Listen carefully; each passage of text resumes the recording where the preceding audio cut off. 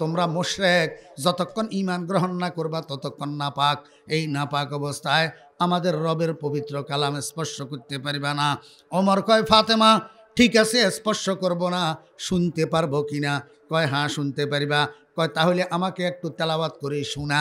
এই কথা যখন শুনছে, হযরতে খাব্বাব রাদিয়াল্লাহু আনহু পার্টিশনের ওই পার্শ্বের থেকে সামনে এসে শুরু করছে, আউযু বিল্লাহি মিনাশ শাইতানির রাজিম, বিসমিল্লাহির রহমানির রহিম, তাহা মা আনসালনা আলাইকাল কুরআনা লিতাশকা। সূরা তাহার শুরু থেকে তেলাওয়াত শুরু করছে হযরতে খাব্বাব রাদিয়াল্লাহু আনহু। তেলাওয়াত করতে করতে লাহুল আসমাউল হুসনা পর্যন্ত যখন গেছে, হযরত ওমর ফারুক রাদিয়াল্লাহু আনহু হাত দিয়া গপ করে খাব্বাবের মুখ ধরে ফেলছে।